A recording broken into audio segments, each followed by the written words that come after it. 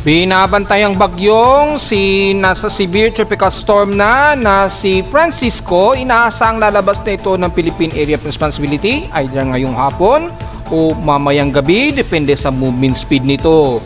Pero patuloy pa rin ang magdudulot ng maulang panahon lalo na sa kalurang bahagi ng Luzon hanggang extreme North Luzon at South Luzon at Visayas, bunsod pa rin na umiiral ng hatak sa ating habagat.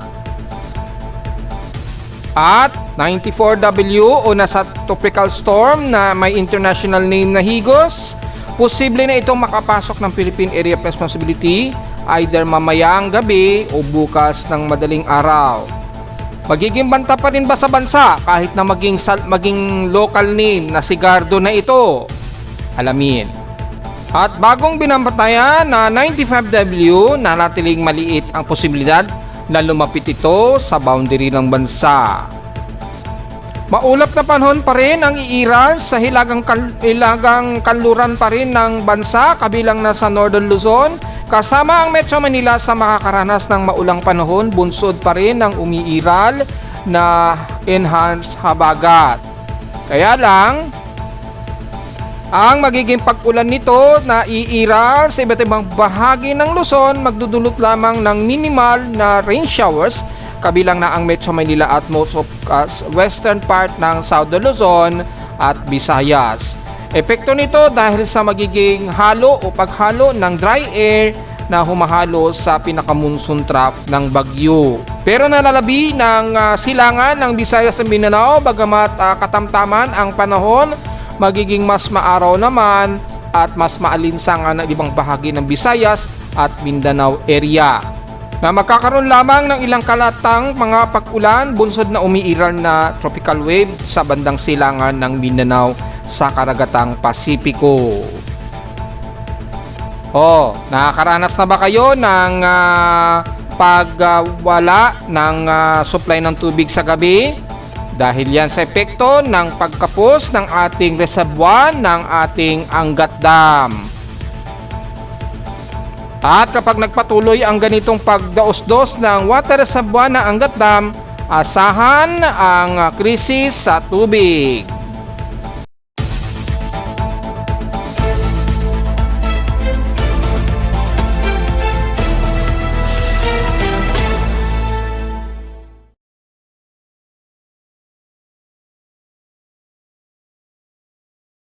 Hello, good morning mga folks. Welcome po muli sa ating Daily Weather Bulletin at Analysis para sa araw ng Huwebes, June 25, 2026. Ang oras sa ating Boss May Maga ay alas 11:24 o 25 na ng magtatanghaling tapat. Well, makakaranas pa rin tayo ng medyo maulang panahon lalo na dito sa kanlurang bahagi pa rin ng bansa, especially sa bandang kanluran ng Dodo Luzon. Kitang-kita naman sa ating bagong pinagandang dashboard ng ating Doppler radar at lightning detection dahil masyado daw nagbe-blending yung mga details dun sa pinaka-background. So medyo dinark natin ng konti para medyo makita natin in foreground yung actual na details nung ginagamit natin na Doppler radar at yung lighting detection. So hopefully okay na po ito sa mga tumitingin sa ating website at makikita na natin yung mas high clarity ng Doppler radar na nagpapaulan ngayon sa iba't ibang bahagi ng Zambales at ilang bahagi ng Pangasinan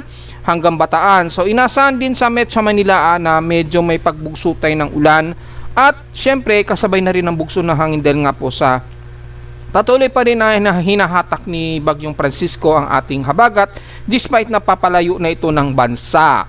At sa ating lightning detection system so far meron tayong active na 73 lightning strikes kung sisilipin natin dito sa ating monitoring.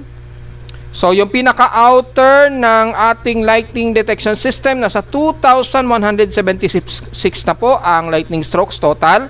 In outer range siya na sa kalupaan ng Pilipinas. Pero yung malapit sa kalupaan natin nasa around 334 lamang na lightning strikes ang nadedetect. Usually dito sa may bandang southeast ng Taiwan ay kitang-kita po medyo lagi na siya dahil nasa 2,000 mahigit na po yung total na lightning strike natin. At dahil po sa more than 2,000 na medyo lagi yan, normal po yan. Pero makikita natin ang nandito lamang nasakop sa atin ay nasa around 334 lamang ang mga pagkidlat. At mapapansin naman natin mga folks, ang kadalasan na nagkakaroon ng mga pagkulog at pagkidlat ay dito lamang yan sa may bandang kanluran ng Zambales, kasama na ang Olongapo, Subic. May mangilan-ilan din sa bandang Laguna, sa bandang San Pablo, kanina within 2 hours sa Aago pa po yan, at bandang Palawan po. At makikita naman po yung kung saan nanggagaling yung mga pagkulog at pagkilat pa rin. Kitang-kita naman sa epekto ng hatak sa ating habagat. Ayan, patuloy pa rin ang maulap na yung papurin dyan, at makikita naman ninyo yung pattern ng kaulapan na nagdudulot po ng sunod-sunod na violent thunderstorms sa paligid. At mula naman sa ating lightning detection, so far patuloy pa rin ang pulsing ng ating detector. Pinakamalapit sa amin sa Caloocan, 24 km lamang ang pinakamalapit sa amin sa Caloocan. So makikita natin ang patuloy na pagkulog at pagkidlat na umiiral. Ayan, patuloy ang triangulation nito dito sa may bandang southeastern pa rin ng Taiwan, na kung saan nasa mahigit 1,000 plus ang total na lightning strike dyan. So malayo-layo naman siya, pero yung mga nasa taga-Itbayat ay ingat na lamang po dahil malapit kayo dyan sa rattling ng sunod-sunod na lightning strikes dyan.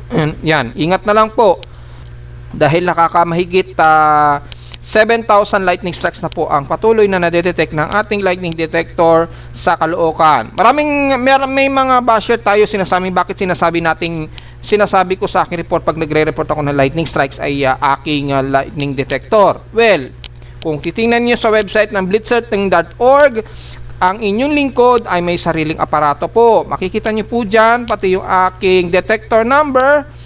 Rehistrado po tayo sa Blitzerting, kaya maging sa windy.com makikita nyo yung mga lightning strike dyan, which is kasama po ang ating aparato na ginagamit ng international ng NOAA, kabilang na ang yung tinatawag na Copernicus. Yan, if I'm not mistaken, Copernicus yun.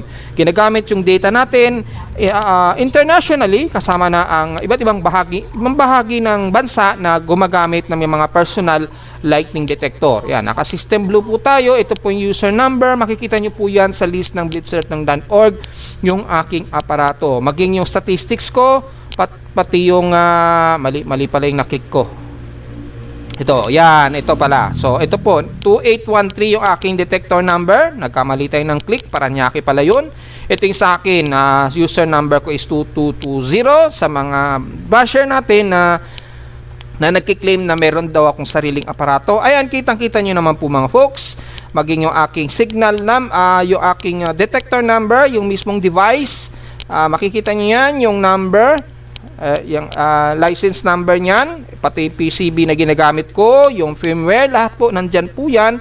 At nakalink po tayo sa binary mask. Ito po yung pinaka-main system ng server ng buong mundo na nakasave po yan sa Blitzerting. At Copernicus, ginagamit yan ng Copernicus. Kaya pag tumitingin kayo sa windy, di ba, makikita nyo maraming lightning strike ngayon na nag-accumulate dyan sa Pilipinas. Kasi nga po, including po ang inyong lingkod na mayroong functional na lightning detector. Kaya mas accurate po na nakikita ninyo sa windy yung mga sunod-sunod na lightning strikes. At kasalukuyan nga po, nagkakaroon tayo ng mga matitinding lightning strike. Kung nasa windy.com kayo titingin, makikita nyo, nagpa-flashing yung nagkakaroon ng flashing dyan sa paligid na yan. Sa tulong din ng mismong aparato natin na naka-GPS coordinate yan, ay nagta-triangulate, ayan o, di ba, kitang-kita po kung paano nagta-triangulate sa aking aparato yung coordinate, eksaktong location ng kidlat, which is yan dapat ang mas importante natin nalalaman, kasi ito po yung most cloud to ground po ang mga kidlat na yan.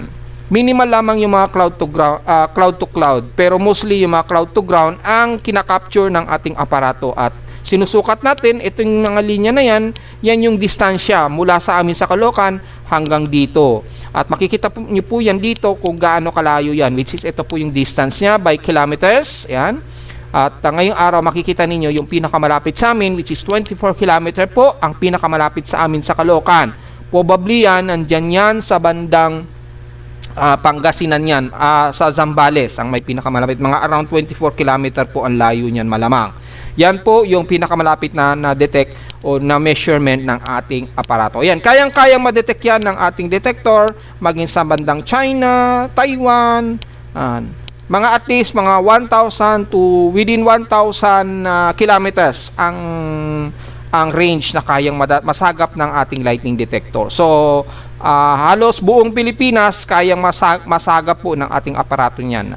Ganun po katindi yung ating aparato. So, triangulation yan, ibig sabihin bidirectional, kayang masagap ng ating aparato yan.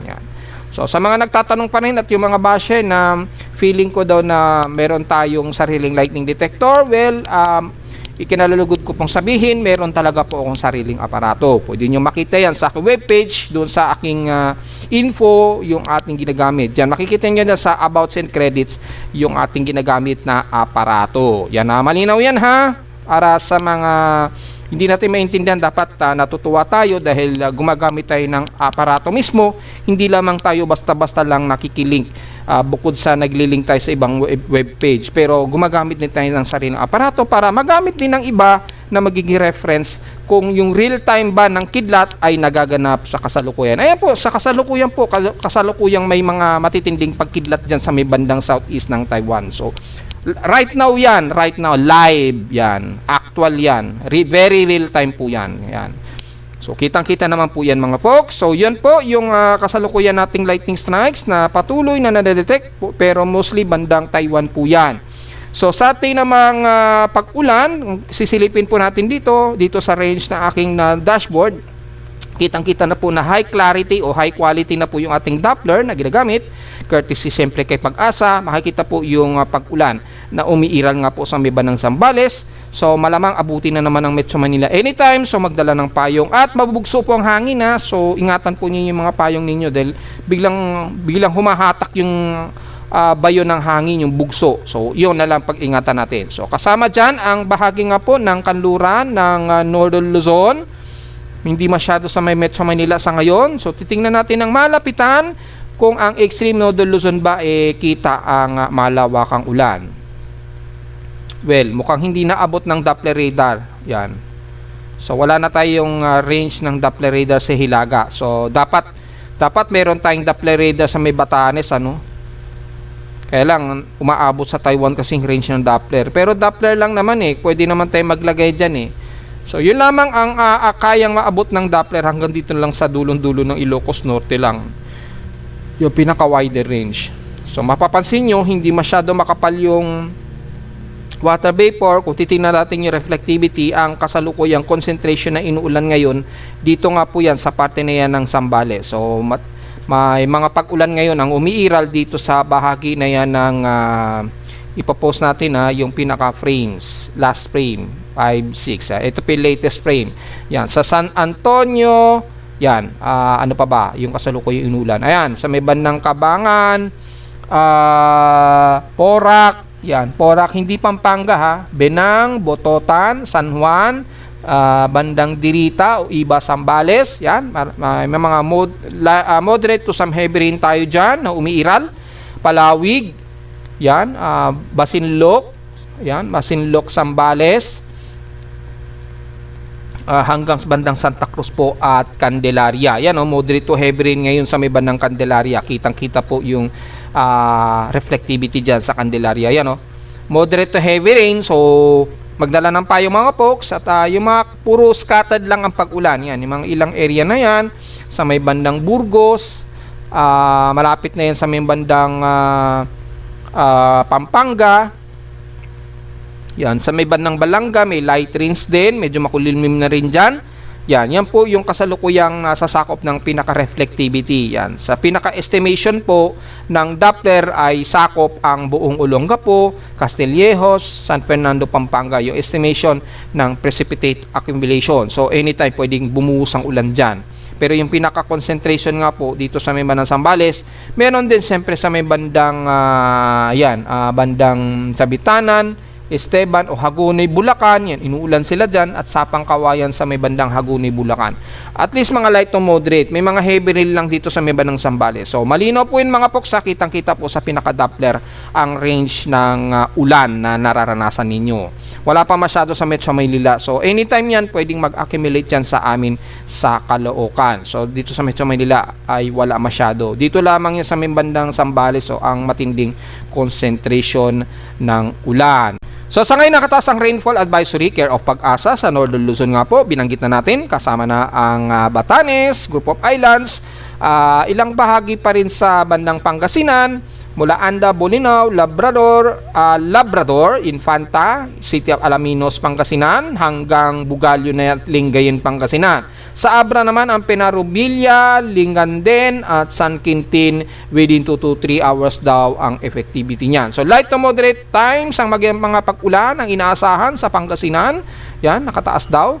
So ingat na lamang po, effectivity daw niyan within 2 hanggang hapon daw. 2 to 3 hours ang itatagal ng effectivity ng forecast. So sa atin namang current conditions, overcast tayo, gloomy, mahangin at partly cloudy sa amin sa Caloocan ngayon. So mapapansin nyo medyo maaraw pero mabugso ang hangin. Pumapalo sa hanggang 32 km per hour ang bugso, pero yung ating mean speed nag-accumulate ng highest speed at least 32.6 km per hour. Mataas ang average wind speed namin, maabot ng 20.7 km per hour. So ang bugso, ang pinaka-maximum kanina lang 9:07 AM ay 81.5 km per hour ang naging bugso. So mahangin ngayon sa Metro Manila kaya mabugso. Ingat na lamang sa inyong mga payong just in case magpapayong tayo ngayon dahil medyo umaaraw-araw pa rin kahit papano. Sa lowest temperature na naitala ng weather station kaninang 2:10 AM, pinakamababa ng 26.5 degrees Celsius. Pero kahapon pinakamataas na sa amin. Medyo comfortable ang highest namin at 31.6 degrees Celsius. Kahapon ito ng hapon at 1 o'clock PM. So lumalabas mukhang mababa ang naging heat index namin kahapon. 43.3 degrees Celsius lamang ang aming init pandama. So silipin natin yung magiging heat index natin base sa ating almanac. As of 9:07 AM ay 43.8 degrees Celsius tayo sa Caloocan. Ang forecast ay hanggang 39 degrees Celsius daw ang heat index namin as of 11 o'clock nga. So sa maghapon hanggang 42 degrees lang daw ang pinakamataas sa amin sa Caloocan. Pero kung sisilipin naman natin sa automatic weather station si Pag-asa, yung extreme heat ng heat index nila, nangunguna ang Mati sa Davao Oriental na may 46 degrees Celsius highest heat index. Yan. Highest temperature naman ay ang bandang Dayat, Camarines Norte pa rin at 35.29 degrees Celsius. So mainit pa rin dyan sa area na yan. Mapapansin nyo, bandang Silangan ang medyo mas mataas ang temperatura. Well, normally yan kapag ganitong taghabagat, madalas mas mataas ang temperatura sa may bandang eastern section ng bansa kumpara sa may bandang western section. Kasi kami sa may bandang Kaluran muna ang medyo makakaranas ng grabing ulan at maulap na panahon dahil nga po sa habagat. So silipin natin ng ating outside humidity. Meron tayong umiiral na 82% to 84% at bumaba ito ng 5% since last hour. So mataas ang ating outside humidity dahil nagkakaroon nga po ng pag-ulan. Sa ating barometric reading ay 1,006 hectopascals. Mabagal ang pagbaba nito since last hour. At meron tayong total rainfall na 5.1 mm ngayong araw. At kahapon, nakatotal kami na 9.3 mm. Anyway, sa ating PX extremes in past 24 hour nga pala, nangunguna ang Borongan Eastern Samar na may 35.7 degrees Celsius. Sa lowest temperature naman sa Baguio ay 17.2 degrees Celsius. At sa Inula naman ng Subic Bay, nakatotal sila ng 56 mm since kahapon.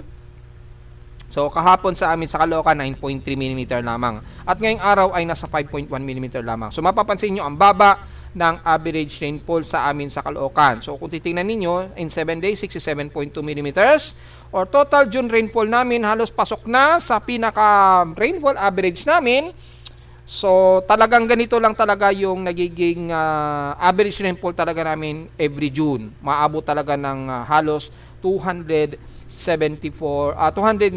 Sa ngayon, ang total rainfall namin this month ay 274.8 mm. So, ang difference na lamang yan sa 296.1 mm na June average namin at least 21.3 mm. So, consider na pasok na kami sa ganyang average na ganyan talaga karami ang ulan namin for the month of June talaga. So, confirm lamang talaga na ganyan ang dami ng ulan namin tuwing June. So, malinaw yan mga folks. Sa atin namang ating space weather, meron tayong active na geomagnetic field. Silipin natin yung alert system. As of 11:41 ngayong umaga, meron tayong expected hanggang KP5 heat index daw ito at may G1 minor po tayo. So, core end date, ang bagong scale ng NOAA, G minor naman siya so far, at yung area impact primarily forward of 60 degrees geomagnetic latitude.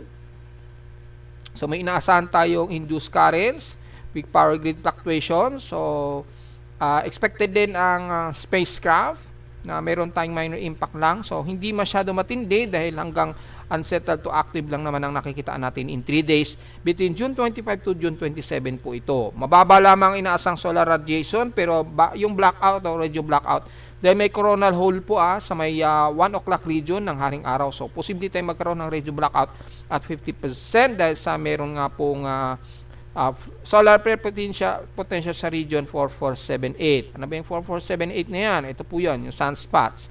I-zoom po natin yan. Ito po yung 4478, although malayo pa. Pero yung 4473 ang medyo nakatutok ng bahagya sa Earth.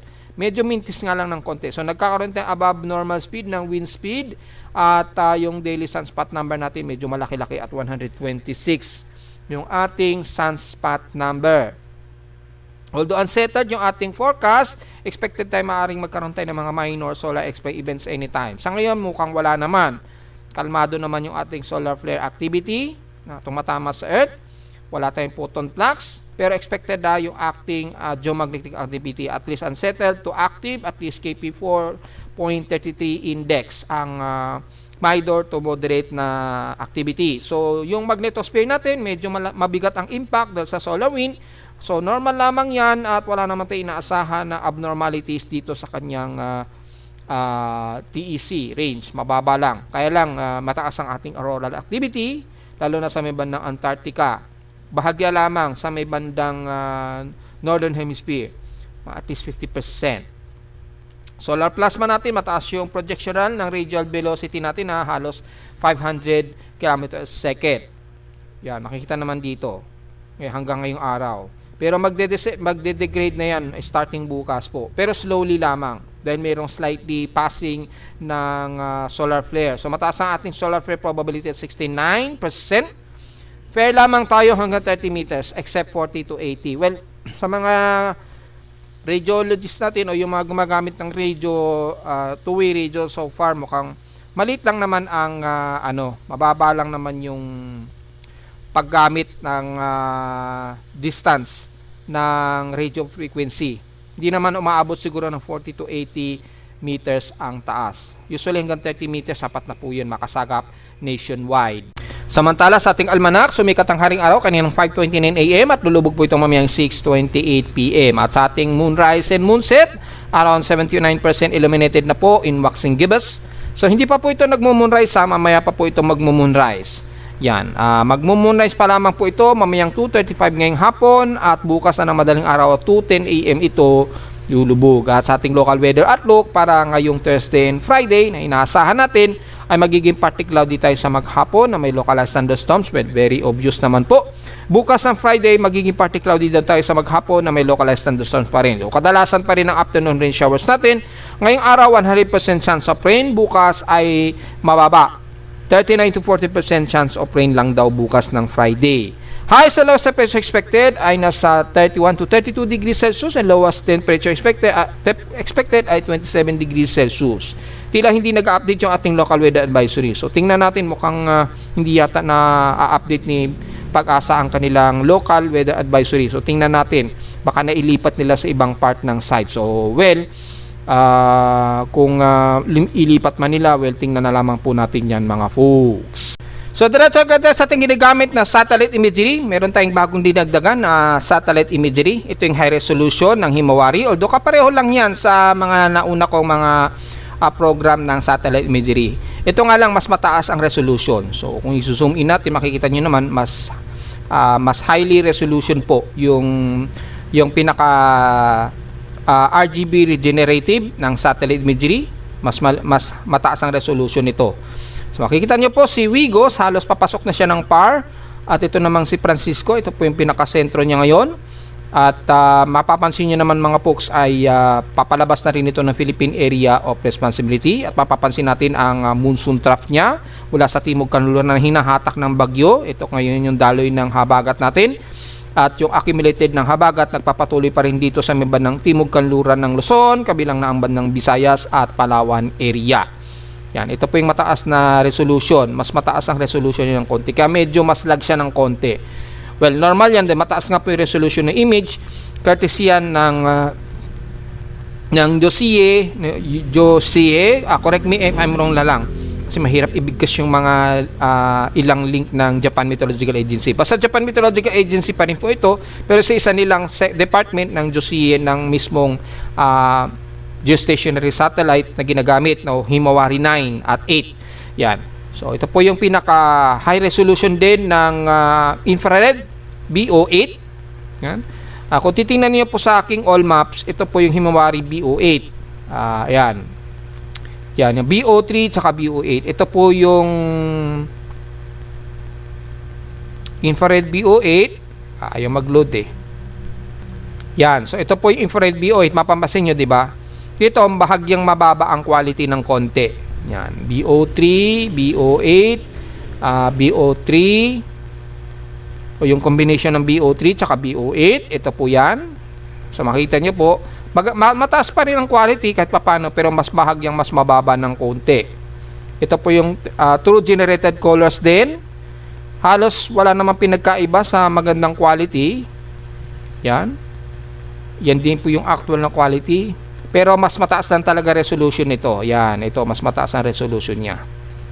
Ito po yung pinaka-infrared. So, ito po yung bago nating map na dinagdag. So, para at least marami tayong mga backups of satellite imagery. Kasi syempre hindi natin maiwasan yung mga ibang part ng satellite imagery minsan na temporary nawawala o nadi-disable. So marami tayong backup na ginagamit. So makikita natin dito sa pinaka mapa, activate natin yung steep map mode para makita nyo po. Makikita nyo po ang extreme northern Luzon kabilang ng Batanes Group of Island ay makakaasa pa rin tayo na maulang panahon at maulap na himpapurin lalo na sa bandang Batanes Group of Islands, Cagayan, yan, kasama na ang Babuyan Islands, ilang bahagi pa rin sa dulong bahagi ng Cagayan Valley, Ilocos Region, yan, dito maulap pa rin ang inaasahan, yan, o medyo maulap pa. So mataas pa rin ang kaulapan lalo na sa may bandang kaluran na ito ng Zambales at Pangasinan, yan, medyo nakakaranas tayo ng maulang panahon dyan. Yan. Kabilang na ang most western sections at southwestern portions ng Luzon, kabilang na ang Mimaropa nga po. Although extension ng hatak sa habagat ay umaabot yan dito sa may bandang Bicol region. Ayan o. Umaabot sa bandang Bicol region kaya asahan pa rin ang medyo maulan na panahon at expected pa rin ang mga pagkulog at pagkidlat anytime nitong maghapon. Yan, itong maghapon magiging makulog at pakidlat pa rin mga folks. So, makita natin sa high resolution, makikita nyo po yung pinaka-area na kung saan umaabot ang kaulapan dito sa may Bangkaluran. Kasama din, syempre, ang Metro Manila, kailang medyo may butas. Sumahalo kasing dry air dito sa monsoon na trough na ito mula sa pinaka-sentro ni Bagyong Francisco. Yan. So, patuloy pa rin na hinahatak ating habagat, kaya nagpapaulan pa rin sa buong Mimaropa at western part ng Bisaya. So, yan po yung high resolution. Kung gusto nyo makita, nandyan yan sa ating radar section. So, dito po, sa ating ginagamit na all maps, courtesy pa rin kay Japan Meteorological Agency, makikita rin natin ang makapal na rainbow color ng infrared ay makikitang may mga pag-ulan pa rin ng umiiral kabilang na ang bandang Zambales at Mimaropa area. Papapansin natin, despite medyo maulap at gloomy pa rin sa Metro Manila, medyo makakaranas pa rin tayo ng mga kalat-kalat na pag-ulan yan maghapon. Ganon din sa ilang pahagi po ng Ilocos region. Lalo na sa baba ng Ilocos Sur at La Union. Mabugso pa rin ang hangin dyan. Ayan, kitang-kita naman po yan sa pinaka-range. Pinapakita ko sa inyo yung malawakang range na yan, kung saan inaabot yung hatak sa ating habagat. So, alin ba ang magkakaroon ng mga heavy rains? Activate natin ang heavy rain potential. Ayan, makita natin yung heavy rain potential nakakaranas pa rin dito sa bahagi na ito ng Olongapo, Subic. Hanggang dito nga po yan sa may bandang Palawig. Pinakita ko sa inyo sa Doppler radar kanina, di ba? Nagkakaroon pa rin ng mga ilang moderate to heavy rain dyan sa may bandang Subic at Olongapo po. Yan, hanggang dyan nga po sa ilang parte pa rin ng Zambales. So, ingat pa at magdala ng payong. Pero habang may payong tayo, ingat din dahil mabugso po ang hangin natin, ha? Teres, mapapansin nyo mga hanggang light to moderate lang, kabilang na dyan sa may bandang dulong bahagi ng extreme Northern Luzon at bandang Bicol region. At least mga light to moderate na may mga kasamang pagkulog at pagkilat ang inaasahan natin. At mula dito sa may bandang Visayas ay magiging maulan pa rin dito sa may bandang Panay Island at may mga cluster heavy rain showers tayo sa may bandang Iloilo, Guimaras, yan, sa may bandang Guimaras Island, at ilang bahagi pa rin sa may bandang Kulasi, Libertad, pababa ng Anii, dyan sa may bandang kanluran ng Panay Island. Siyempre, ang Negros region hindi rin makakalusot sa medyo magkakaroon ng mga ilang light to moderate showers sa bandang Negros Occidental ng Kabangkalan, Candoni, Sipalay hanggang Minaob-an. Yan. So, magdala pa rin ng payong anytime mga folks sa kabilang na ang ilang bahagi pa rin ng katimugan ng Negros Oriental, mula Basay hanggang Siaton pa yan. Yan. And then the rest ng central ng Visayas sa Cebu at Bohol, parte ito mostly cloudy pa rin tayo hanggang Leyte, pero dito at least medyo mas maaraw po dito sa may bandang parte ng Leyte at eastern part ng Samar. So nakakalungkot ha, medyo trending ngayon yung estudyante na bumaril sa may bandang Tacloban. So very issue ngayon ng Tacloban dahil di umano ha, di ko pa sure kung 3 daw ang nasawi doon sa gun shooting daw na minor de edad pa ata ang gumawa. So dyan. So, nakikiramay tayo dun sa pamilya tuloy na nadamay ng gun shooting na estudyante rin ang may gawa. So, yun po. Pero sa panahon ninyo dyan, at least medyo katamtaman ng panahon, medyo hot humid tayo dyan, kabilang ng Eastern Samar. Bandang hapon, magkakaroon pa rin tayo mga isolated rain showers and localized thunderstorms dyan sa mga ng Eastern Samar hanggang Southern Leyte. Pagdating naman sa Mindanao, despite na partly cloudy to mostly cloudy tayo at all times, pero mapapansin natin, wala tayong masyadong maulap na himpapuri na umiiral. Activate natin yung reproduction. Halos walang masyadong kaulapan tayo nakikita dito. So, usually, partly cloudy to sa mostly cloudy lamang tayo. At may mga ilan lamang na makakaranas ng mga kalat-kalat lamang na mga isolated rain showers and localized thunderstorms sa most of southern part ng Mindanao, especially dyan sa may bandang Sarangani at General Santos. Pero the rest ng Davao region, partly cloudy to mostly cloudy lang tayo, katamtaman, maaraw at malinsangan tayo, isolated lang ng pag-ulan, kalimitan sa bandang hapon o gabi ang magiging pag-ulan ninyo. Ang Bukidnon at Northern Mindanao, despite na partly to mostly cloudy tayo at all times, pero magiging hot, humid, mas maaraw at mas malinsangan tayo. At least dito, mas fairly weather kayo dyan sa halos buong Mindanao area. Ganon din sa may bandang Zamboanga Peninsula, halos hindi nyo naramdam dyan yung hatak ng habagat. So magiging katamtaman ang inyong panahon, partly itong musikaw di tayo sa buong Zamboanga Peninsula. Ang mga isolated lang ng pag-ulan na may localized thunderstorms lamang ang nakataas ang forecast. Lalo na sa kadbad ng Cagayan de Oro, may mga afternoon rain showers tayo dyan, Camiguin, hanggang dyan na yan sa may bandang Medina, hanggang Butuan na po yan na Agusan del Norte. So sa buong Caraga, well, fairly weather naman tayo, maaraw at malinsangan. May mga ilang partly cloudy lang tayo, kabilang na ang Surigao region, yan, ang Siargao at Dinagat Island. Although medyo fairly weather tayo dyan, partly cloudy to sa mostly at hot humid na panahon ang iiral. Anytime na lamang kapag lumapit yung tropical wave dito sa silangang Baybayin na magkakaroon tayo ng pag-ulan. Pero sa ngayon, halos wala po tayo nakikita na anumang malawakan na kaulapan sa halos buong Mindanao area. Halos wala tayong nakikita. Kitang-kita sa pinaka-satellite imagery ang kalupaan ng Mindanao at eastern portions ng Visayas. Pagdating sa may bandang Southern Luzon, dito na tayo nagiging mas maulap dahil sa habagat hanggang extreme Northern Luzon na. Yan po yung pinaka-outer ng satellite imagery. Yan.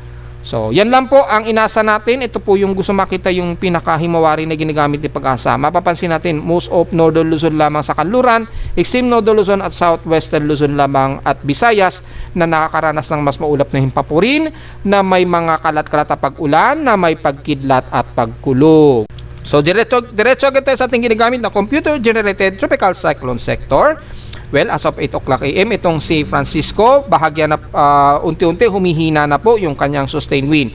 Dahil may influence na po dito sa itaas na nag-interact sa kanya yung pinaka-dry air dito ng vertical wind shear, kaya nagkakaroon ng pagtuyo or paghina ng kanyang sirkulasyon dito dahil po sa pinaka-frontal system sa hilaga niya na may dalang dry air po. Yung dry air niyan, nakaka-reduce din yan ng intensification ng isang tropical cyclone. So, as of 8 o'clock, ang ating data, Sa ngayon, nasa may ng Eastern Taiwan na po ito. Pero mula sa Itbay at Batanes, kung susukatin natin, yan, ang layo niya mula sa Itbay at Batanes ngayon ay nasa 479 km. Northeast ito ng Itbay at Batanes. Yan. Kung sa bandang Southern Japan naman sa Okinawa Islands, mula sa Ishigaki, southeast ng Ishigaki, nasa layo na lamang ito ng 130 km southeast ng Ishigaki ng prefecture o Okinawa prefecture ng Japan. So halos palabas na po ito ng Philippine Area of Responsibility. Kaya nga po sinabi natin, posible ngayong gabi na darating na hapon o gabi, or yan, mga hapon o bandang gabi po exit ito ng Philippine Area of Responsibility. Precise monitoring na lamang ang tingnan natin dahil bumilis po yung kanyang movement speed. So as of 8 o'clock ay nasa ang central air pressure na ngayon ni Francisco under severe tropical storm. Pero sa 10-minute average na ay tropical storm na lamang, 986 hectopascals po ito. Maximum sustained wind in 1 minute, 93 km per hour. Malapit sa gitna at bugsong pumapalo pa rin ng 120 km per hour. Sa 10-minute average, 81 km per hour. At bugsong sa 105 km per hour. North-northeast na ngayon ang pagkilos niya. So palayo na ito ng kalupaan ng Luzon sa bilis na 20 km an hour. So bumibilis ngayon ang kilos niya dahil natatangay na siya ng vertical wind shear sa Hilaga. So mukhang baka nitong hapon na makakalabas na ito ng PAR or bandang gabi. So depende na lamang sa galaw ng movement speed niya. At samantala ito namang bagong binabantayan natin. Although wala itong banta sa bansa, so wala tayong masyadong magiging assessment para kay Gardo na tatawagin natin sa local name. Bakit Pre-Gardo ang matatawag natin? Well, bago natin sasabihin yan, sa ngayon, as of 8 o'clock, ang kanyang center air pressure niya ay 1,002 hectopascals under tropical storm sa kanyang 1 minute average na may 74 km per hour, maximum sustained wind at bugsong 96 km per hour. Pero under 65 km per hour pa lamang ito, para kay Pag-asa ay tropical depression pa lamang ito at bugsong umaabot ng 85 km per hour ang kanyang 10-minute average mula sa computation natin ng 1 minute average. Mabilis yan ang pagkilos nito pa northwestward sa bilis na 22 km an hour. So baka ngayong hapon lang papasok na yan ang Philippine Area of Responsibility. Pero saglit lang ito, sa loob ng 24 oras o sa susunod na 24 oras lang siguro pagkapasok ay agad din itong e-exit ng Philippine Area of Responsibility na hindi man lang natin mararamdaman ang epekto ni Higos or local name Pre-Gardo. Yan ha. So ang layo ni Higos o Pre-Gardo mula sa Luzon ang magiging reference point natin since nasa bandang Cagayan Valley nito, bandang Santa Ana, Cagayan. So despite na 8 o'clock ang oras niya, pero patuloy pa rin gumagalaw kasalukuyan yung kanyang lokasyon. So sa layo nito mula sa gitna ay nasa 1,617 km is ito ng Santa Ana, Cagayan, yung layo niya. Sa labas pa ito ng Philippine Area of Responsibility, which is kumikilos pa nga po pa northwestward sa bilis na 22 km an hour. So mula sa ating tropical cyclone track combination, makikita mo natin yung itong si Francisco, halos na si Ishigaki nga po ito. Yan, nakataas na ang tropical cyclone wind signal number 1 estimated sa may bandang Ishigaki at Miyakojima, Japan. Anytime ang Miyakojima at Ishigaki papalo na yun sa tropical cyclone wind signal number 2, abuti ng ang kanilang lugar. So hindi ko alam kung may mga Pilipino tayo dyan sa may bandang prefecture na Okinawa Islands, pero kung meron man ay ingat na lamang po sa mga kababayan natin dahil may tropical cyclone wind signal number 1 kayo dyan. Estimated dyan mula lamang sa inyong lingkod gamit ang ating tropical cyclone wind signal band. Estimated lamang yan ha, hindi yan official. So malinaw yan mga folks. So yan po at ina-expect natin lalabas siya ng PAR. Kung pagbawasan natin kay Pag-asa ay mga hapon o gabi. Yan. Kung hindi man ngayong hapon o mamayang gabi ay e-exit nito ng PAR. Yan. Kay Japan Meteorological Agency, ngayong hapon daw ito lalabas expectedly. O bago mag-alas 6 siguro, depende. So alanganin siya, either 5 p.m. or 6 or malamang gabi na rin siguro to. So kung hindi man ngayong hapon, ngayong gabi po, lalabas na yan ang Philippine Area of Responsibility. Samantalang si Higos or Pre-Gardo, inaasang papasok ito ng Philippine Area of Responsibility. Yan, ngayong gabi daw, ngayong gabi. Yan. So mamayang gabi lalabas.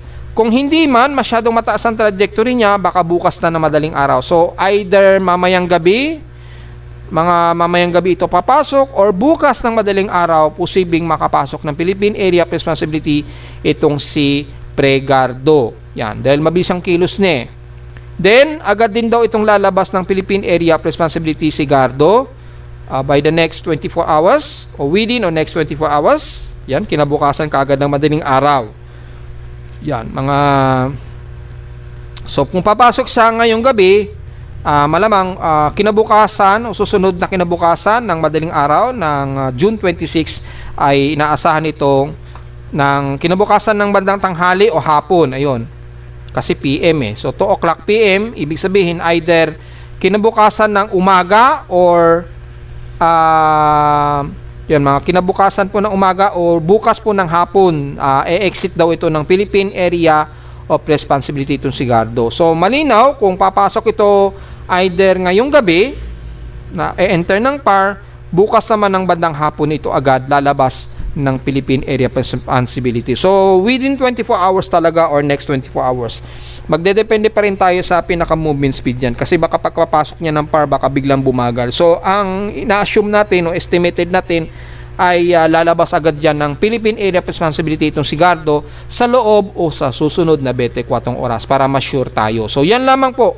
At pagkapasok niyan, makikita nyo naman wala itong magiging banta sa bansa o hindi man lang magkakaroon ng significant impact dahil mahinang bagyo lamang ito o hindi masyado sapat ang kanyang lakas para makahatak ng husto sa ating habagat. Siguro manipis lang pero hindi ganun na masyado nating mararamdaman. Mahina lamang yung sirkulasyon niya pagkapasok niya. Although may posibilidad na mag-tropical storm ito o mananatili sa tropical storm, hindi sapat yung lakas niya para makahatak ng husto sa ating habagat. So maraming nagtatanong magkakaroon ba sila ng Fujiwara effect nitong si Gardo at Francisco. Well, depende po. Baka pagka-exit ni Francisco ay nasa severe tropical storm pa siguro ito or tropical storm. And then kapag itong si Gardo naman ay nakalabas na ng PAR, mga bukas po ng hapon at nanatili pa rin siyang nasa tropical storm, posibleng magkaroon pa rin sila ng Fujiwara effect interaction. Pero kung isa sa kanila agad mas humina na, malamang ay yung remnant na lamang niya, i-absorb na lamang ng kung sinong nanatiling mas malakas na sirkulasyon. Kung sino sa kanilang dalawa ang magiging malakas pa o sustainable ang kanyang cyclone circulation, sa kanya po hihigop yung kanyang trough nung isang bagyo o yung surface trough. So yun naman po ang magiging system niyan. Pero wala na itong banta sa bansa kahit na mag-Fujiwara man silang dalawa o magsama. Magiging mas epekto lang na paghahandaan ay sa Japan po na mararamdaman nila kahit papaano sa bandang Miyazaki. Siguro estimated ahead of time na yan siguro by mga June 27 na. Yan, mga June 27, so Sabado na yan. Nandiyan na sa member ng Miyazaki, Southern Japan. So yan po pinaka-forecast track niya. Ito po yung pinaka-singular ng track mula sa Japan Meteorological Agency. Malinaw dito, napapasok talaga ito ng PAR, si Gardo. Si Pag-asa, mukhang isa lamang yung kanilang analysis kay Francisco lang. Mukhang wala siyang analysis track para kay Higos. So, hindi natin alam kung bakit.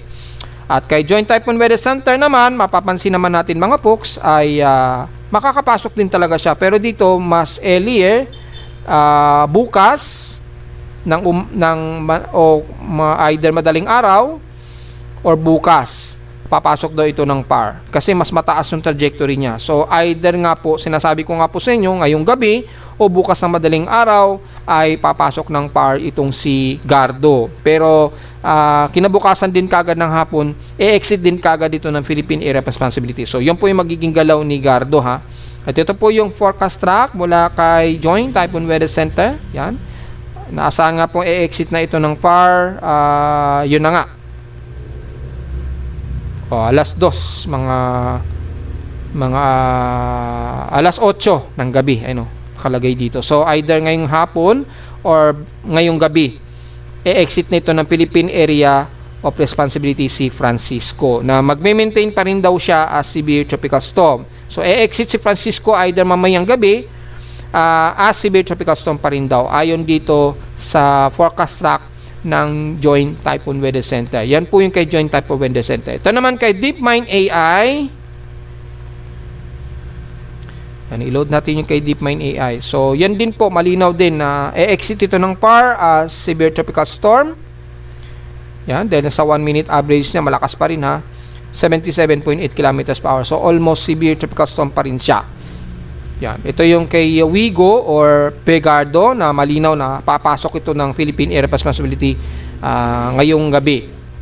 Ito ngayong gabi. Kay Joint Typhoon Weather Center, mga bandang bukas sa madaling araw. So, yun po yung pinagkaiba nila. Pero malinaw na magiging Sigardo talaga siya. So, ito po yung satellite floating ni Francisco. Ito po yung vertical wind shear. Nakita niyo po yung medyo dry air dito sa itaas. Patuloy na humahalo yung dry air sa kanya.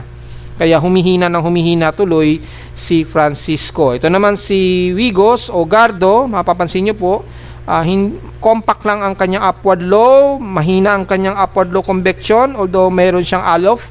Pero mahina ang kanyang organized circulation sa ngayon. Ito naman si 95, halos hindi pa natin nakikitaan na nagkakaroon ng organized development. Although ang kapal-kapal ng ITCC sa kanya, so hindi natin mayalis ang posibilidad na baka biglang lumakas yan. So sa ngayon, maliit pang chance nito na magiging isang active na low pressure area for now. Wala pa naman din kasi ensemble forecast na pinapakita. Ito yung forecast error mula kay GMA na kinompute natin. So very convincing ang forecast at ito po yung ensemble tracks. So dito kay Gardo malawak pa ang cone of uncertainty. So pwedeng mamayang gabi siya pumasok or pwedeng bukas ng madaling araw naman siya papasok ng PAR. So either way, posible pang mangyari yan. Alanganin nga po yung pagkilos niya pahilagang kanluran. Pag ganito kasi, kung masusunod yung trajectory ni JTWC, lumalabas bukas pa ng madaling araw. Pero kung susundin naman natin kay GMA, mga ngayong gabi, ito papasok ng Philippine Area of Responsibility. So yun po yung pinagkaibahan nila. Pero kaya pumasok man yan nang maaga o hindi, manatili pa rin naman na walang banta yan sa Pilipinas at walang masyadong magagawang paghatak ng husto yan sa ating habagat. So wala tayong magiging problema para kay Gardo. So ito po yung OS model charts para sa dalawang bagyong ito kay Francisco. Ay patuloy ng paghina niya, severe tropical storm siya, and then sa susunod na 4 na araw, within 4 days, ay tropical storm na siya. So malamang nasa Miyazaki na yan. Masabad ng Miyazaki na siya yan, magto-tropical storm. Then tuloy-tuloy nahihina yan within 6 days o 5 to 6 days. Ito naman si Wigo, makikita natin hanggang tropical storm lang daw ang kasalukuyang ilalakas niya sa loob ng 48-hour period, and then magde-descending din kaagad. So pagkalabas yan ng PAR sa loob ng 2 araw.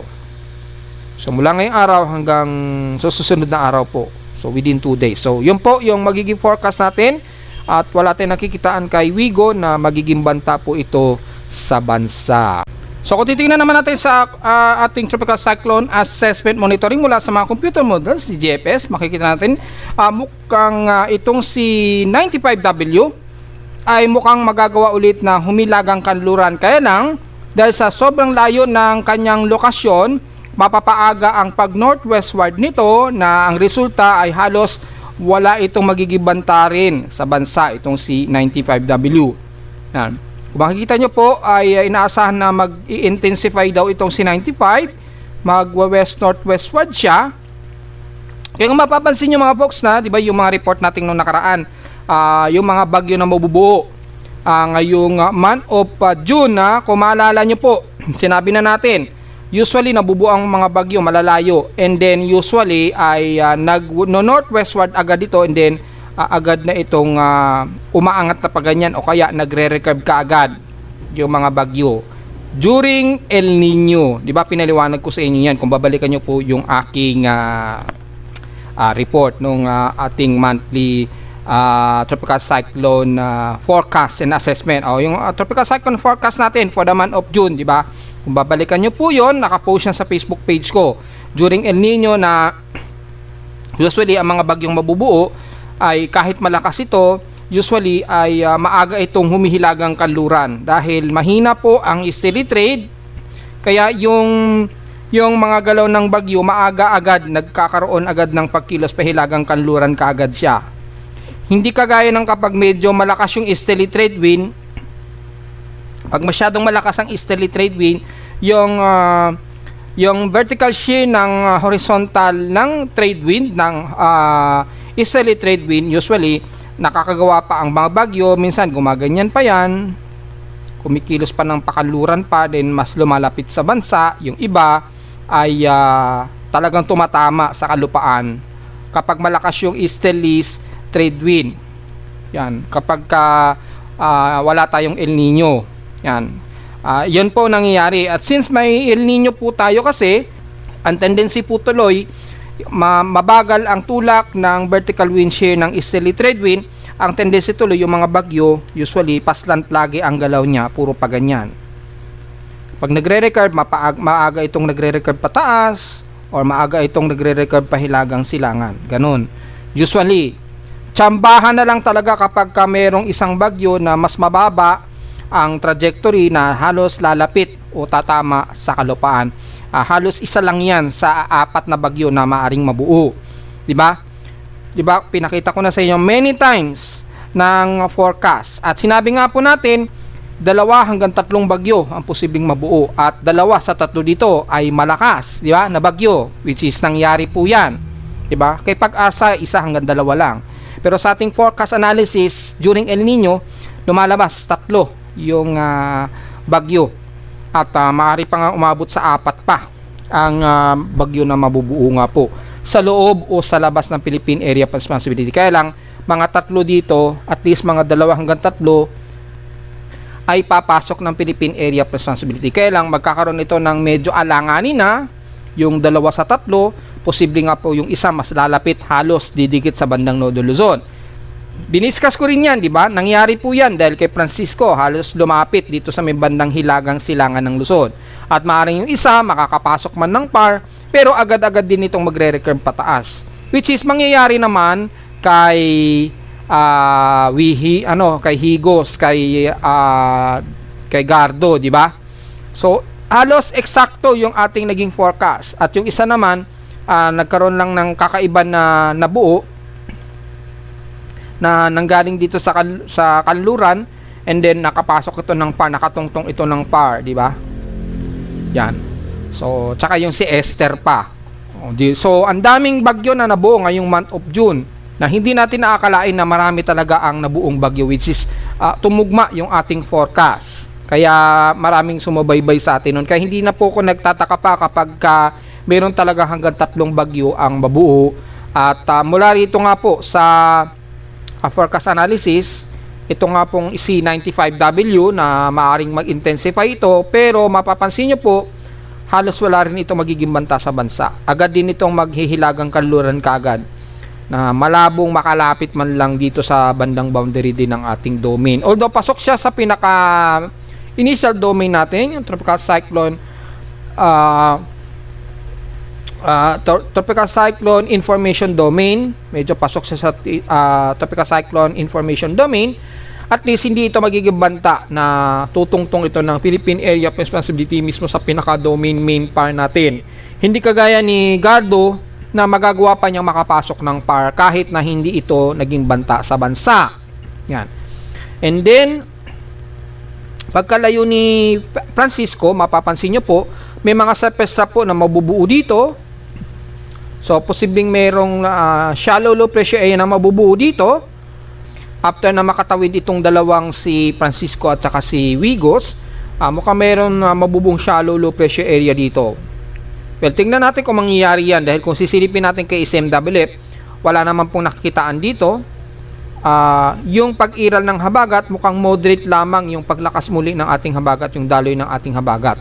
So, nag-refresh po uli yung ating multi-tropical cyclone simulation. Nag-refresh siya. So, makikita natin na halos moderate lang yung ating habagat. So, magkakaroon tayo ng pag-ulan sa kanluran ng bansa. Kaya lang, hindi natin i-expect na mababa ang average rainfall pa rin natin. So, yan po ang magiging side effect ng ating El Nino phenomenon. Kaya, patuloy pa rin ang pagbaba ng ating water reservoir o patuloy na pag-critical ng ating water level. Kaya nga, nakakaramdam na tayo ng rotational na nawawalan tayo ng supply ng tubig sa gabi, di ba? Ito na nga po yung sinasabi ko pa since nung nakaraang buwan at nangyayari na nga po. So anyways, ang magkakaroon tayo ng medyo shallow trap, mga bandang Friday daw or Saturday. Well, tingnan na lang po natin. At mula kay ECMWF, medyo mayroong shallow low pressure area din na mabubuo sa may bandang South Guam na manggagaling. Ayan o. Parang may shallow low pressure area siya na mabubuo. Pero alanganin pa. So tingnan na lamang natin mga folks. At mula naman sa global spectral model, mapapansin din natin dito na may development din. Yan.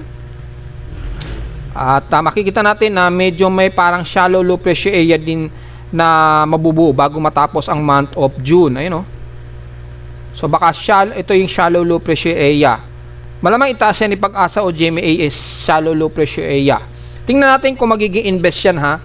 Dahil alanganin pa po dito sa ating wind direction. Pero sa mean sea level pressure, mukhang meron. Ayun o, may shallow low pressure area. Kailan ito posibleng mabuo?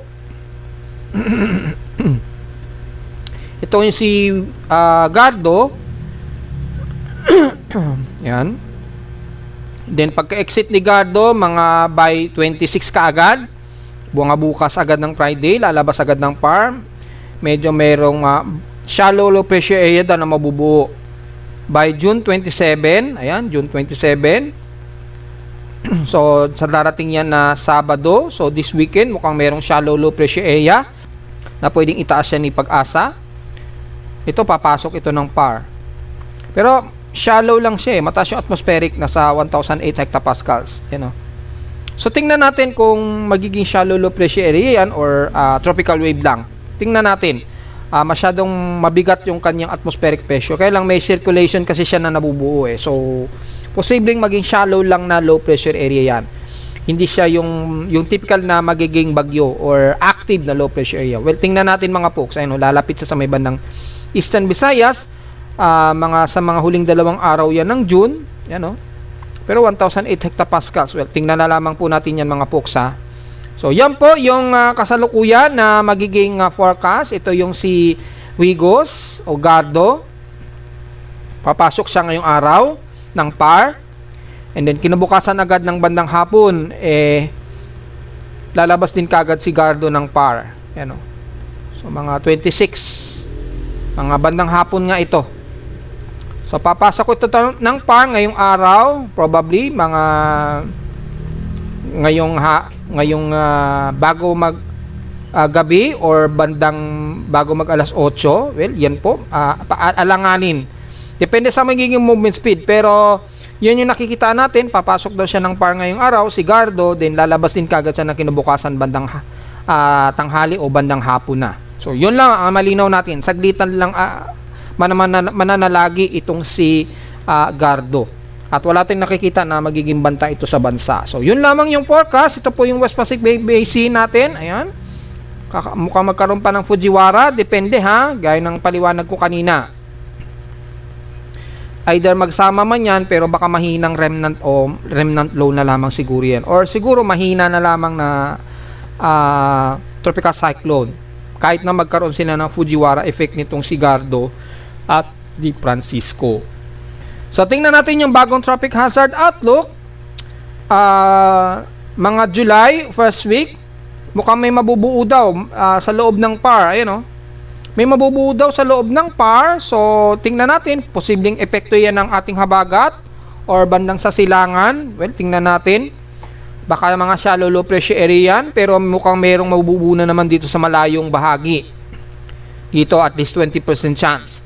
Mga first week po yan ng July. And then mga bandang July 8 to July 14 pa second week, mukhang meron na naman posibleng tropical cyclone na mabubuo bandang silangan ng bansa natin.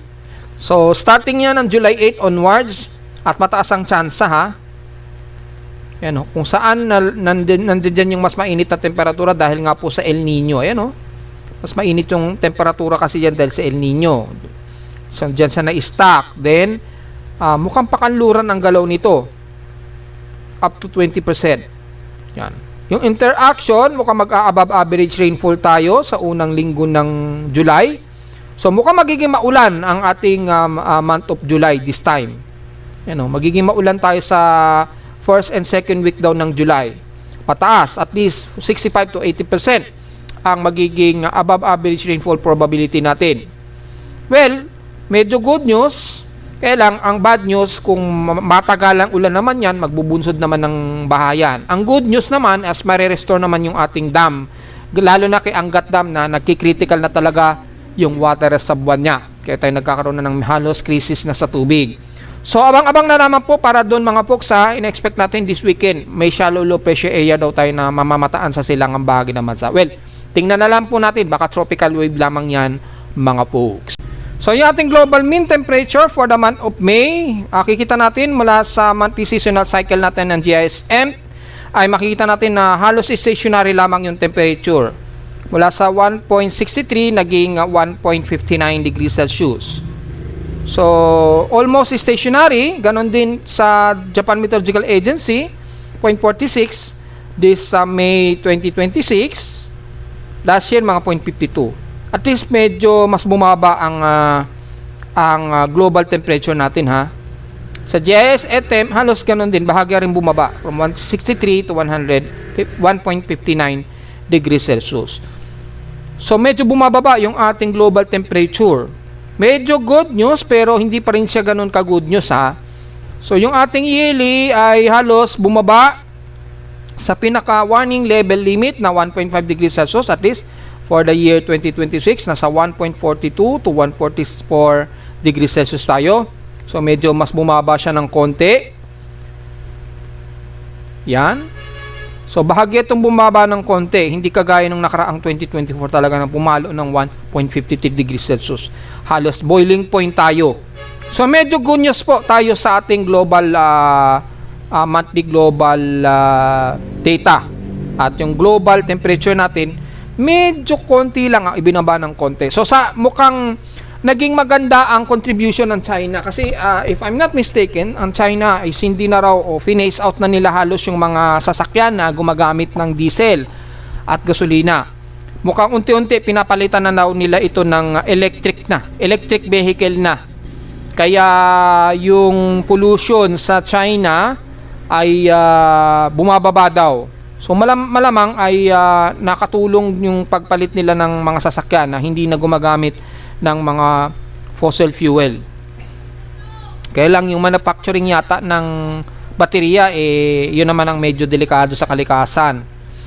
So well, may progress naman, lumilitaw naman na halos nag-stationary lamang at bahagyang bumaba yung global temperature. So mukhang merong magandang naging resulta nung fini-phase out ng China yung kanilang mga combustion vehicle. Sa Europe din, 'di ba, unti-unti pinapalitan na rin nila ng electric vehicle na rin. So medyo nakatulong yung pagbawas ng mga gumagamit ng diesel at gasolina para mabawasan yung greenhouse effect at nabawasan yung global temperature. Medyo nabawasan siya. Base na rin dito sa ating annual global report at yung sa ating seasonal cycle every month. Yan. Yung 2024 lang talaga medyo malala yung global temperature natin. At ngayong taon, at least bas bumaba na po yung pinaka-temperatura. Yun na rin ang kahit papano naging good news sa atin sa mundo. Kaya lang, ang hindi naman good news ay yung ating water reservoir. Punta tayo sa ating water level. Yan. Mapapansin po natin yung water level map ay ang ating dam reservoir ay patuloy pa rin ang pagbaba. Ang laki ng konsumo nito kahapon, no? 0.57 meters. So kahapon nasa 163.51 meters, ngayong araw nasa 162.94 meters na lamang. So very critical na talaga, boss. Ayan, no? Dapat ang normal curve natin nasa 182.18. Dapat. So, pinaka-normal natin ay at least 210. Yan. Yung pinaka-critical level ng ating water reservoir sa Angat Dam ay 182.18. Yan. Hanggang dyan na lamang dapat yung level. Kaya lang ngayon, nasa 162.94. Sobrang critical niya talaga. Ang laki ng ibinawas. Kaya mahigit 19 meters na po ang nakonsumo sa kanya. Kaya makakaranas po tayo ng rotational na nawawalan tayo ng supply ng tubig sa gabi ha. Hindi po tayo nag-miss sa paalaala niyan ng nakarang buwan pa po. Sinabi ko na po. Kapag nagpatuloy pa po ang pagbaba ng ating water reservoir ng Angat Dam, inaasa natin magkakaroon tayo ng rotational na cut-off sa supply ng tubig. Usually sa Metro Manila, mga bandang gabi, pabababain yung pressure ng tubig para makontrol yung sobrang pagkonsumo ng tubig. So, pasensyahan na lamang kasi patuloy pa rin talagang pagbaba ng ating water reservoir sa Angat Dam. Ang ipot na Mesa Dam kasi is back up yan at konti lamang ang reservoir niyan, hindi kagaya ng Angat Dam which is napaka delikado na malaki ang supply ng tubig na nawawala. So kung titingnan natin between Magat Dam at Angat Dam ay patuloy pa rin ang pagdaos-dos ng dalawa. Una si Magat Dam medyo kaya pa niya. Nag-critical na lamang siya pagdating ng June 13. Pero si Angat Dam ay talagang mula pa nung nakarang taon ay patuloy ang pagbaba ng kanyang water reservoir. Kung titingnan natin for the year 2026 since January ay patuloy po ang pagbaba ng water reservoir ni Angat Dam. At least dito nung January 5 ngayong taon, medyo okay pa pero patuloy pa rin kasi ang pagbaba niya. February, summer sa atin ito, March. Papapansin nyo patuloy ang pagbaba ng kanyang water reservoir. Yan, 98, 97, 96. Dito nag-critical na siya. Pagdating ng 192, 191, 185, 182 ata. Ayan. Dito na siya nag-critical, nung bumaba na siya sa pinaka-rule curve elevation nung May 5. May 4, 182.94. May 3. Pagpasok ng May 4, May 5, May 4, 182.54. Then May 5, ito na, nag-critical na si Angat Dam. Starting May 5 po yan, nag-below na siya sa 182.18 dapat. Naging 181.80 meters siya nung May 5. This year.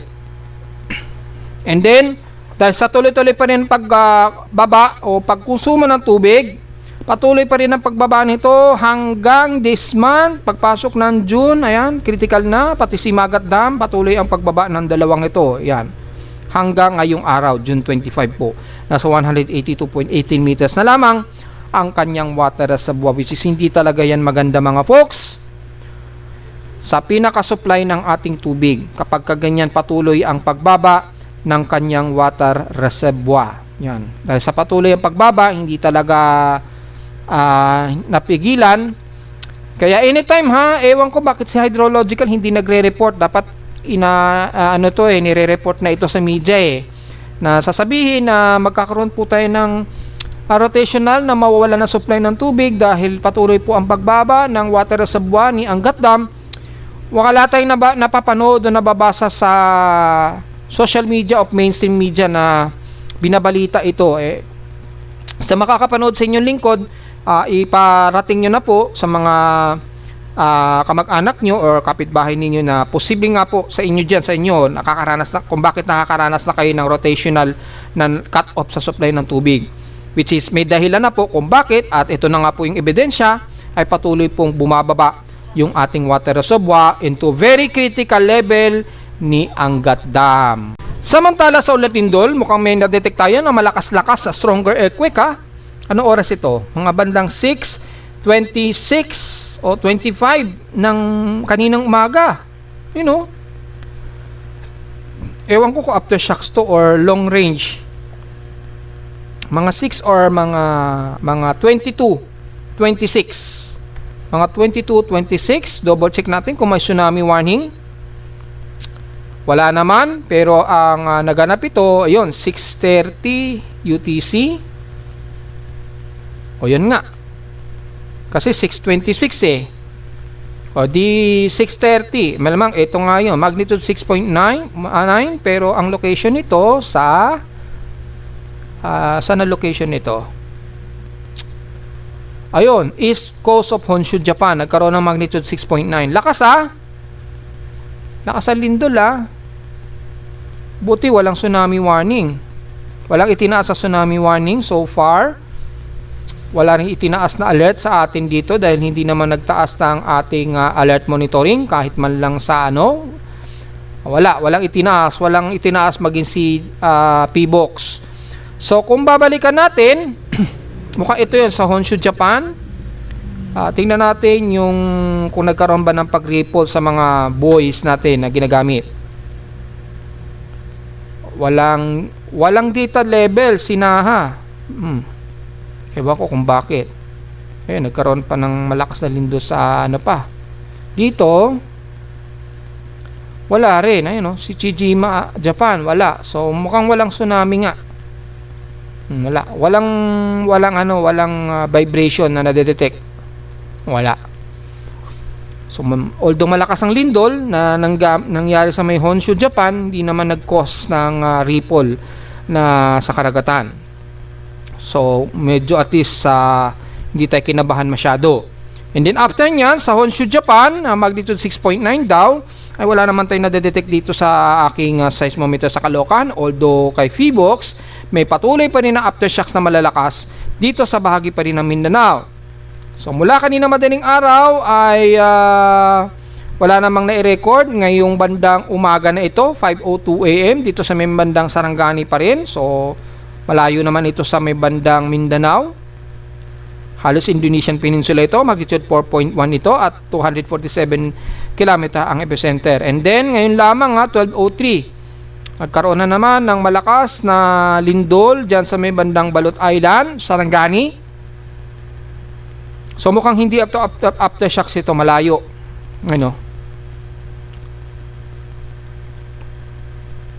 Pero mababaw lang epicentral depth of 10 km, magnitude 5.3, so mukhang may intensity, at least intensity 3 na mararamdaman ng mga taga Sarangani. Ingat na lamang po mga folks at patuloy pa rin ang mga aftershocks. Total na lindol sa paligid ng yan, 57 total earthquakes tayo.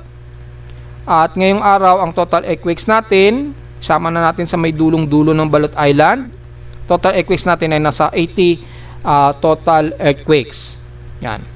Pinakamarami pa rin dito sa may bandang Sarangani, kaya ingat pa rin mga folks. Buti na lamang hindi kayo maulan ngayon dyan. Kukunti pa lamang sa may bandang Luzon ang pagyanig. Merong mas malapit dito sa may bandang Laguna, nagkaroon ng isang magnitude 1.7 sa may bandang Luciana, Laguna.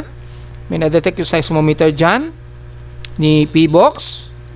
And the rest, mukhang wala pa namang gaanong mga pagyanig sa may bandang Batangas or Mindoro. Yan lang po pinaka-latest sa atin mga folks, at diretso agad tayo sa ating historical earthquake data. Kung ilan na po yung magiging total earthquakes natin. Yan, yung total earthquakes natin ngayong araw. So, double check. Ito yung total earthquakes natin since January, 8,347. So, tingnan natin yung for the month of June.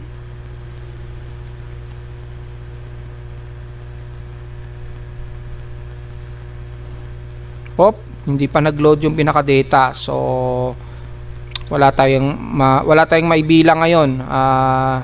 Hindi pa nag-update siguro yung month of June natin. Pero panigurado, nasa pa 3,000 na yan. Yan, kahapon kasi nasa 2,600 yung total earthquakes natin nung nireport natin nung isang araw. Wala pa lumalabas wala pang data for the month of June. Wala. So, hindi tayo makapag-report. Pero at least nasa 2,600 yun nung isang araw. Walang lumalabas na data. Wala. So, antay-antay na lamang. Tingnan na lang po maya-maya mag-update yan. Siguro hindi pa na-recalculate. Nataon lang siguro habang nag-uulat tayo, hindi nag-recalculate ng maigi yung ulat lindol. Mag-update yan maya-mayang konti. Lalabas na rin yan maya-mayang konti. At narito naman ating 3-day weather forecast para sa araw ng Huwebes, June 25, 2026.